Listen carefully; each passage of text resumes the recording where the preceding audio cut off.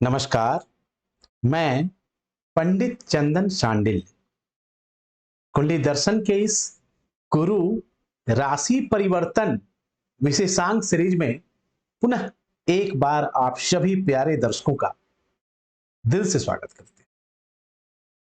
प्रिय दर्शकों, इस कार्यक्रम में आज विस्तार से जानने वाले हैं, चर्चा करने वाले हैं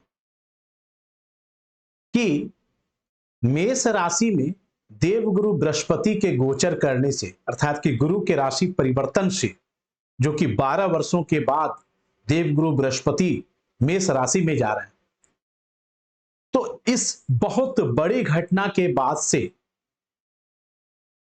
काल पुरुष के चौथे नंबर की राशि कर्क राशि वालों के जीवन में या कर्क लगन वालों के जीवन में क्या कुछ सकारात्मक या नकारात्मक असर देखने को मिलने वाला है।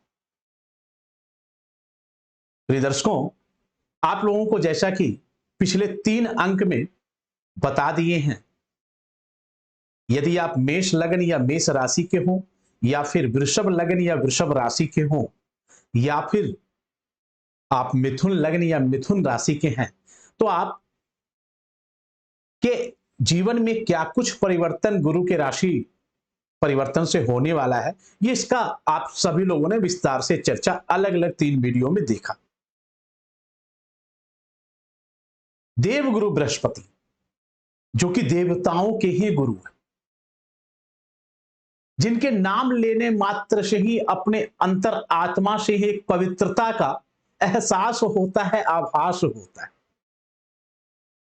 गुरु, जिसका शाब्दिक अर्थ ही अगर ऋग्वेद के व्याख्यान को माने तो जो अंधकार से आपको प्रकाश की ओर लेकर आए, वही तो गुरु है। जो हर मुसीबत, हर कष्ट में आप किसी विशेषज्ञ के पास जाते हैं, आप समझें बात को।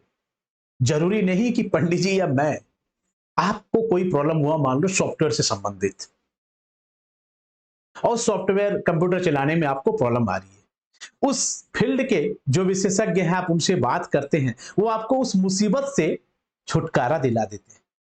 वही तो आपके आईटी फील्ड के गुरु हैं। अर्थात कि उस वक्त के उस चीज से संबंधित समस्याओं को आपको उन्होंने निपटारा करवाया। तो इसलिए अंधकार से वो, आप उस अंधकार में थे, इसलिए उस अंधकार से जो प्रकाश की ओर लाए, वही तो गुरु है। ऐसे में देवगुरु बृहस्पति लगभग हर राशि में 12 महीने कम से कम रहते हैं। 12 से 13 महीने मानकर चले आप, किसी में कुछ कम तो किसी में ज्यादा, यानी अप्रोक्स आप मान लें कि 12 महीने, अब यानी 1 साल। तो मेष राशि में वो लगभग 12 वर्ष के बाद आए और 22 अप्रैल 2023 को सुबह के 5:14 पर देवगुरु बृहस्पति का गोचर अपनी ही मीन राशि से निकलकर अब मेष राशि में प्रवेश कर रहे हैं, जो कि वो 1 मई 2024 तक मेष राशि में ही गोचर करते रहेंगे और 1 मई को वो वृषभ राशि में फिर प्रवेश करेंगे 24 में। ऐसे में अच्छा, एक और बात जो अक्सर मैंने बताया है कि गुरु अभी 22 अप्रैल को जब मेष राशि में प्रवेश करेंगे तो वो अस्त अवस्था में होंगे, लेकिन अस्त बहुत बड़ी समस्या इसलिए नहीं है क्योंकि 6-7 दिनों के अंदर ही 27-28 को वो उदय हो रहे हैं मेष राशि में, तो ये बहुत बड़ी समस्या नहीं। एक और सूचना आप लोगों को दे दें कि 4 सितंबर 2023 से देवगुरु बृहस्पति मेष राशि में ही वक्री हो जाएंगे। तो ऐसे में वो विपरीत चाल चलेंगे, लेकिन नहीं, 30 दिसंबर 2023 को फिर वो मार्गी हो जाएंगे मेष राशि में। खैर, वक्री पे मैंने हर वीडियो में बताया कि उसका विशेष विश्लेषण करेंगे जब ये समय आएगा। आज अप्रोक्स जानते हैं कि गुरु का मेष राशि में जाने से कर्क राशि वालों के जीवन में क्या कुछ असर होता है, क्योंकि देवगुरु बृहस्पति ही तो हैं जो धन के कारक हैं, शिक्षा के कारक हैं, संतान के कारक हैं, मान सम्मान के कारक हैं, पद प्रतिष्ठा के कारक हैं, स्त्रियों के लिए तो पति के भी कारक हैं, पति सुख के भी कारक हैं, दाम्पत्य जीवन के भी कारक हैं। ज्योतिष शास्त्रों में सबसे अधिक यदि किसी को विभाग दिया गया है तो देवगुरु बृहस्पति को दिया गया है। और अब जब वो मेष राशि में संचार करेंगे तो वहां तो पहले से ही राहु भी संचार कर रहे हैं, तो गुरु और राहु की युति हो जाएगी, जो कि ज्योतिष शास्त्रों में चंडाल दोष का संज्ञा दिया गया है। और ये राहु अभी 30 अक्टूबर तक तो बृहस्पति को छोड़ने वाला नहीं, क्योंकि 30 अक्टूबर को 2023 में राहु केतु राशि परिवर्तन करेंगे, तब जाकर वो मेष से जब निकल के वृषभ में जाएंगे, तब राहु अपने उच्च राशि में संचार करेंगे, तब बृहस्पति के शुभ प्रभाव जिन जिन राशि या लगन वालों को मैंने बताया वो और अच्छा मिल पाएगा। अभी तो राहु कम से कम बृहस्पति के शुभ प्रभाव में भी पूरा फ्रीडम नहीं लेने देगा। ऊपर से कर्क राशि या कर्क लगन वाले आपके लिए तो एक और मुसीबत वाली बात है कि शनि की ढैया भी चल रही है अभी आपके ऊपर।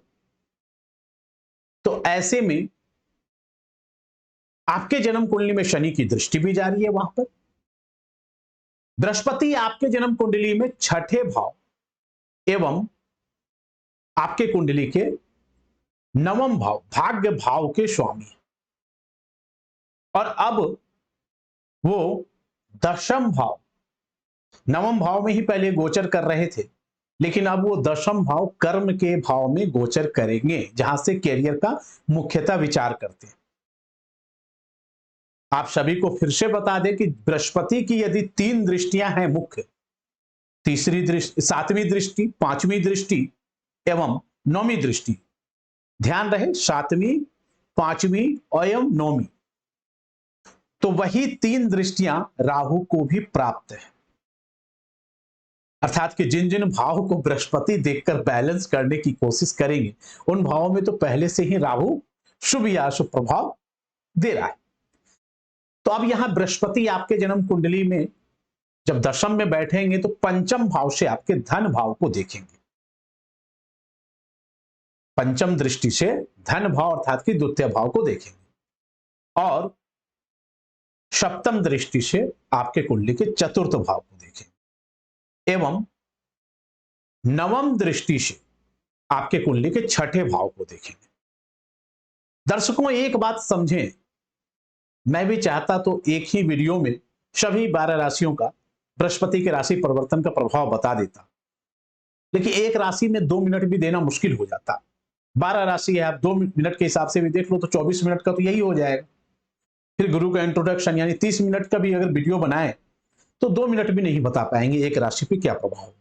इसलिए चूंकि बृहस्पति बहुत विरहद ग्रह है और सबसे लंबे समय के लिए शनि के बाद यदि कोई ग्रह गोचर करता है तो बृहस्पति मानकर चलें, तो इसलिए इस पे विस्तार से चर्चा भी जरूरी है।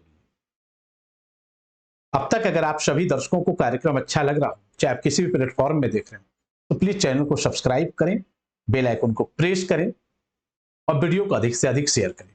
चलिए आते हैं मुख्य विषय पे। अच्छा एक और बात, अगर आपके मन में कोई भी सवाल भी आता है तो YouTube पे कुंडली दर्शन चैनल पर रात में 8 बजे कुंडली दर्शन लाइव के नाम से एक शो भी आता है, उस पर आप अपना सवाल भी लाइव में पूछ सकते हैं। तो अब आ जाते हैं मुख्य विषय पे कि बृहस्पति के इस राशि परिवर्तन से कर्क राशि या कर्क लगन वाले जातकों को क्या कुछ प्रभाव देखने को मिलने वाला है। कर्क राशि या कर्क लगन वाले जातक इस बात को समझें कि बृहस्पति तो आपके राशि स्वामी चंद्रमा के मित्र हैं। तो अगर एक आम भाषा में बोले, निसंकोच बोले, तो यह बोल सकते हैं कि कर्क राशि या कर्क लगन वालों के लिए देवगुरु बृहस्पति का यह राशि परिवर्तन बहुत ही शुभ प्रभाव देगा, किंतु कुछ मामलों में आपको सावधानियां भी बरतनी होंगी। इसमें कहीं कोई शक नहीं है कि बृहस्पति के दशम भाव में गोचर करने से आपके कार्य क्षेत्र में सुगमता आएगी, कार्य क्षेत्र में कुछ तरक्की भी देखने को मिल सकता है, कार्य क्षेत्र में आपके किए हुए प्रयासों का अब आपको फल भी प्राप्त हो सकता है। लेकिन राहु वहां बैठा है और ढैया भी आपको प्राप्त है शनि का, तो ऐसे में आपको कोई भी चीज इतना आसानी से नहीं मिलेगा। खास करके 30 अक्टूबर तक जब तक कि राहु है बृहस्पति के साथ, तब तक तो आपको मुसीबतों का सामना करना पड़ सकता है। हाँ, बृहस्पति पहले से कुछ रिलीफ जरूर करवाएगा। बृहस्पति कार्यों को नए सिरे से अंजाम भी दिलवा सकता है। जो लोग कुछ नया कार्य करना चाहते हैं उनको भी कुछ लाभ दिलवा सकता है। जो लोग बेरोजगार युवक हैं, वो रोजगार की तलाश कर रहे हैं, उनको कुछ अच्छे अवसर प्रदान करवा सकता है। लेकिन एक बात सदैव याद रहे कि बृहस्पति की दृष्टि भी छठे भाव पे जा रही है, तो शत्रु आपके खिलाफ कोई षड्यंत्र भी कर सकते हैं। इस बात से इनकार नहीं किया जा सकता। कार्यों में लापरवाही नहीं चलेगी, इस बात का याद रखें। कार्य के प्रति उत्तरदायित्व की भूमिका आपको निभाना होगा, जिम्मेदारी पूरी लेनी होगी, और इसके साथ आज के कार्य को कल पर ना टालें। अपने सीनियर अधिकारियों से या किसी कलीग से भी, सहकर्मियों से बहस ना करें, फालतू के वाद विवाद में ना पड़े, क्योंकि छठा भाव भी एक्टिव कर दिया है बृहस्पति ने। तो ऐसे में, हालांकि वो छठे भाव के स्वामी भी, ऐसे में आपके जन्म कुंडली में एक और बात कि अगर आपने कोई ऋण लिया है और अब तक उसका आपको रास्ता नहीं मिल रहा है, तो कुछ रास्ता तो बनाएगा ऋण पूरा करने में। अर्थात कि कर्ज कोई लिया हुआ है तो उस कर्ज को पूरा करने में, धन की कहीं से प्राप्ति करवाने का, कर्ज को निपटाने का कुछ रास्ता तो देवगुरु बृहस्पति निश्चित रूप से खोलने वाले हैं, क्योंकि बृहस्पति की पंचम शुभ दृष्टि धन भाव पे जा रही है। आपके खान पीन में भी आपको असर डालेगा। आप कुछ सादा खाना खाने के लिए प्रेरित भी होंगे। आपके अंदर कुछ धर्म कर्म के प्रति विचार भी होगा। धार्मिक कार्यों में भी कुछ खर्च हो सकता है। घर परिवार का, कुटुंब का भी भाव देखो, वैसे तो चतुर्थ भाव घर परिवार का होता है और वहां भी दृष्टि जारी है, और द्वितीय भाव भी कुटुंब का होता है। तो उन दोनों भावों को देख रहे हैं। द्वितीय भाव से वाणी का भी विचार करते हैं। परिवार में विशेष रूप से लाभ देने वाला है, लेकिन पारिवारिक सुख साधनों में खर्च भी करवा सकता है। वाणी पे थोड़ा सा आपको संयमित रहना होगा। वैसे बृहस्पति प्रयास भरसक करेंगे, लेकिन वाणी में संयमित रहना होगा, किसी से मतभेद ना हो जाए। लेकिन फिर मैं बता दूंगा, बृहस्पति पारिवारिक दृष्टिकोण से आपको नुकसान नहीं पहुंचाएंगे। मकान सुख, वाहन सुख, जो लोग काफी समय से लेने के लिए प्रयासरत हैं, तो हो सकता है कुछ इन सब सुखों की भी प्राप्ति आपको देवगुरु बृहस्पति इस गोचर काल में करवा दे। कोई पुरानी जायदाद, प्रॉपर्टी विवादित हो, या खानदानी कोई मामला फंसा हुआ हो, तो उसको भी निपटारा करने में बृहस्पति अब आपको सहयोग कर सकते हैं। जो लोग पारिवारिक बिजनेस करते हैं, व्यापार करते हैं, उन्हें भी बृहस्पति अब लाभ दे सकता है। माता जी के लेकिन स्वास्थ्य वगैरह में ध्यान देना। हालांकि फिर भी ठीक मिलेगा, लेकिन खास करके 30 अक्टूबर तक थोड़ा सा ध्यान देना है। एक और बात, इस अवधि काल में आप किसी को उधार पैसा ना ही दें तो वह आपके लिए बेहतर होगा। अगर बहुत जरूरी है तब तो फिर सोच समझ के दें, लेकिन आप ये मानकर चलें कि अधिक नहीं मदद करना है, क्योंकि अधिक अगर उधार आप किसी को देते हैं तो हो सकता है वो पैसा आपको वापस मिलने में समस्या उत्पन्न हो सकता है। वो पैसा बहुत मुश्किल से मिले या ना भी मिले, और यदि मिले भी तो आपने जिसको दिया, हो सकता है उसके मन में आपके प्रति ईर्ष्या, द्वेष, वैमनस्य की भावना उत्पन्न हो जाए। अरे देखो, पता नहीं अपने आप को क्या समझता है, पैसा तो ऐसे मांग रहा है जैसे मैं भाग जाता। वो इस बात को भूल जाएगा कि मुसीबत के वक्त आपने उनका मदद किया, लेकिन पैसा लौटाते समय उसके मन में आपके प्रति विचार हो सकता है गलत हो जाए। तो इसलिए इन संदर्भों का भी विचार करना है। अधिक विवादों में, बेफजूल की बातों में नहीं रहना है। फिजूल खर्ची से बचना है। कोई मामला कोर्ट कचहरी तक ना पहुंच जाए, इस बात को ध्यान रखना है, क्योंकि शत्रु भाव भी एक्टिव है। दाम्पत्य जीवन वगैरह वैसे ठीक ठाक रहेगा। संतान पक्ष भी ठीक ठाक जाता हुआ दिखाई दे रहा है। स्वास्थ्य में आपको विशेष रूप से ध्यान देना। स्वास्थ्य में आप ध्यान दें। हालांकि लगभग ठीक ठाक ही रहेगा, लेकिन फिर भी थोड़ा सा ध्यान देना। लापरवाही अपने स्वास्थ्य के प्रति नहीं करना। अब एक बात समझें, इस अवधि काल में आपको परेशान कौन कौन कर रहा है? सबसे अधिक राहु कर रहा है और शनिदेव थोड़ा ढैया का प्रभाव चल रहा है। इसके अलावा आपका जो भाग्य भाव है वो एक प्रकार से पाप कर्तरी में भी फंसा हुआ है, क्योंकि एक तरफ तो स्वयं मान लो शनि बैठे हुए हैं और दूसरी तरफ राहु भी है। यानी जब तक 30 अक्टूबर को जब राहु निकलेगा तब आपका भाग्य हर कार्य में और अच्छा साथ देने लगेगा। तब इस बृहस्पति के राशि परिवर्तन का आपको जबरदस्त परिणाम मिलने वाला है। अभी जो कुछ मिश्रित परिणाम भी बताएं वो तब पूर्ण रूप से शुभ परिणाम और शीघ्रता से परिणाम देने में परिणित हो जाएंगे, परिवर्तित हो जाएंगे।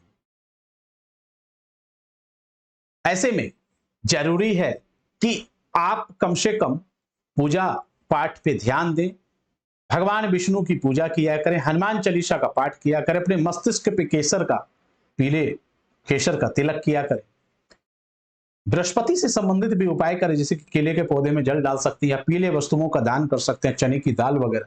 ब्राह्मणों को बृहस्पतिवार के दिन दान करना बहुत उचित है। आज के जमाने में तो गूगल पे, फोन पे, पेटीएम भी, आप जिस ब्राह्मण पे आपकी श्रद्धा है आप उसको दान कर सकते हैं बृहस्पतिवार के दिन। भगवान लक्ष्मी नारायण या भगवान विष्णु है ना की पूजा करना। इसके अलावा राहु से संबंधित और शनिदेव को खुश करने से संबंधित यदि आप YouTube पर हैं तो आपको डिस्क्रिप्शन में दे देंगे। कोशिश करेंगे आप लोगों को आई बटन में भी लगा दें, आई बटन में लगाने का प्रयास करेंगे। इसके अलावा डिस्क्रिप्शन में आप लोगों को दे देंगे, प्लेलिस्ट वगैरह है। तो थोड़ा सा राहु का उपाय कर लेंगे, शनि का उपाय कर लेंगे तो बृहस्पति और अच्छा प्रभाव देगा। कुल मिलाकर कर्क राशि वालों के लिए पहले के अपेक्षाकृत बेहतर परिणाम ही देता हुआ दिखाई दे रहा है, क्योंकि वैसे भी आप समझें कि यदि भाग्यश कर्म भाव में आ जाए तो ये तो उत्तम वाली बात है, ये कोई गलत बात नहीं, लेकिन थोड़ा सा आपको सावधानियां भी बरतनी है। अगले अंक में मिलेंगे कि बृहस्पति सिंह राशि वालों के जीवन में मेष राशि में गोचर करके क्या कुछ प्रभाव देगा। आपको कार्यक्रम कैसा लगा अपना बहुमूल्य सुझाव कमेंट सेक्शन में जरूर दें। मिलते हैं अगले अंक में, तब तक के लिए नमस्कार, जय माता दी, राधे राधे। क्या कहती है आपकी राशि, जानिए अपनी कुंडली एवं राशियों का पूर्ण विश्लेषण आचार्य चंदन शांडिल्य जी से।